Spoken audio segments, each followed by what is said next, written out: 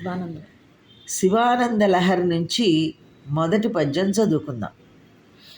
శ్లోకం: కళాభ్యాం చూడాలంకృత శశికళాభ్యాం నిజ తపఃఫలాభ్యాం భక్తేషు ప్రకటిత ఫలాభ్యాం భవతు మే. శివాభ్యామస్తోక త్రిభువన శివాభ్యాం హృది పునర్భవాభ్యాం ఆనంద స్ఫురదరుద్భవాభ్యాం అతిరియం. నతి కది అతి, సవాభ్యాం అనేసి చెప్పినప్పుడు నతి అని అనకూడదు.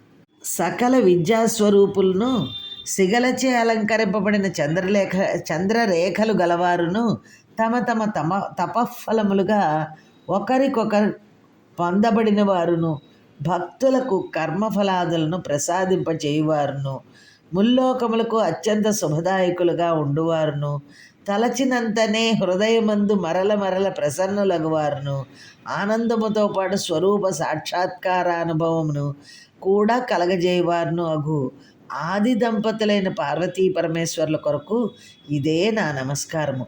కళాస్వరూపులు, సిగలో చంద్రకళలను అలంకరించుకున్నవారు, పరస్పర తపస్సులకు ఫలమైన వారు, భక్తులకు కోరికలు తీర్చువారు, ముల్లోకములకు అత్యధికమైన శుభమునిచ్చువారు, హృదయములో నివసించువారు, ఆనందముతో ప్రకాశించుచు సాక్షాత్కరించువారు అగు పార్వతి శివ అంటే పార్వతి శివాశివులకు నమస్కారం ఇదే. కళామూర్తులై సిగలో చంద్రరేఖను ధరించిన వారై ఒకరు చేసిన తపస్సులకు మరొకరు ఫలితమై భక్తాభీష్ట ప్రియులై ముజ్జగములకు శుభప్రదాతలై మనస్సులో వసించువారై ఆనంద స్వరూపులుగా సాక్షాత్కరించే పార్వతీ పరమేశ్వర్లకు నమస్కరించుతున్నాను అని ఈ శ్లోకానికి అర్థం అన్నమాట. ఇందులో ఇద్దరికీ కళామూర్తులు, సిగలో ఇద్దరికీ చంద్రరేఖ ఉంటుంది. అది ఇందులో ఉన్న గొప్పదనం అన్నమాట.